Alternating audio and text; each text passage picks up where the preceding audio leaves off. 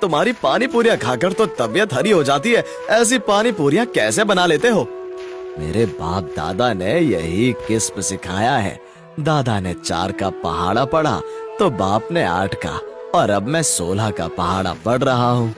ये सुनकर ग्राहक हंसने लगता है और नारायण पर ताना मारते हुए कहता है, मगर तुम्हारा बेटा तो कोई और ही पहाड़ा पढ़ रहा है चाचा। वो तो दिन भर अपने आवारा दोस्तों के साथ घूमता रहता है।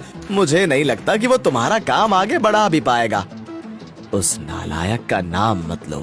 कम बखत का मारा झोपड़ी में रहकर महलों के ख्वाब देखता रहता है।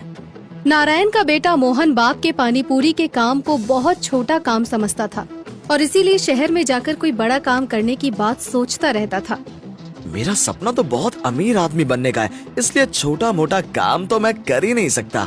अबे अमीर ऐसे बना जाता है क्या? उसके लिए तो कोई बड़ा काम करना पड़ेगा।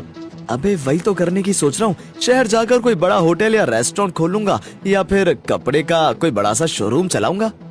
ये सुनकर उसका दोस्त सोहन कहता है, अबे क्यों फालतू की फेंकता है? जैसे तेरे बाप ठेला लगाता है वैसे ही तू भी ठेला ही लगाएगा। इससे ज्यादा तो कुछ कर ले तो मैं अपनी मूंछ मुंडवा लूं। सोहन की बात सुनकर मोहन कुछ कर दिखाने के लिए बेचैन होता है और एक दिन नारायण से कहता है, बापू मुझे सेठ बनना है, सेठ। तो बन जा सेठ। मैंने क्या तुझे सेठ बनने से रोक रखा है? सेठ बनने के लिए व्यापार करना पड़ेगा और व्यापार करने के लिए बहुत सारा पैसा चाहिए, इसलिए मैं तुम्हारे बनाए घर और जमीन पर लोन लेना चाहता हूँ। ये सुनकर नारायण को मोहन की मूर्खता पर बड़ा अचरज होता है और साथ ही उसे मोहन पर बहुत गुस्सा आता है, मगर फिर भी वो बुद्धि से काम लेते हुए मोहन को समझाता है। वाह बेटा, तू तो बड़ा होनहार निकला। खुद को सेठ बनाने के चक्कर में बाप को कंगाल करना चाहता है।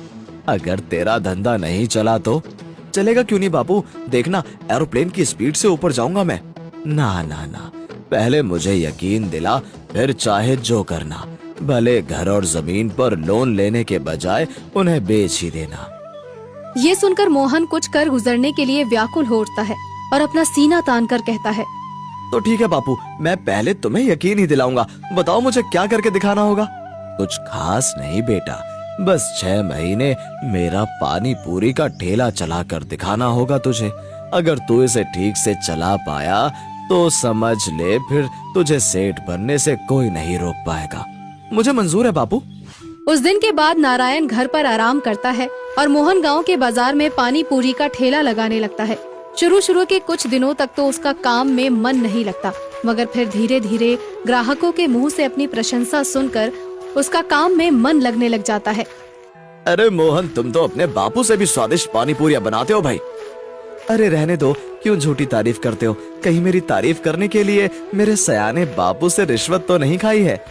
अरे ना ना, तुम्हारी पानी पूरियां सच में ही बहुत स्वादिष्ट हैं। मेरा भरोसा ना हो तो किसी से भी पूछ लो भाई।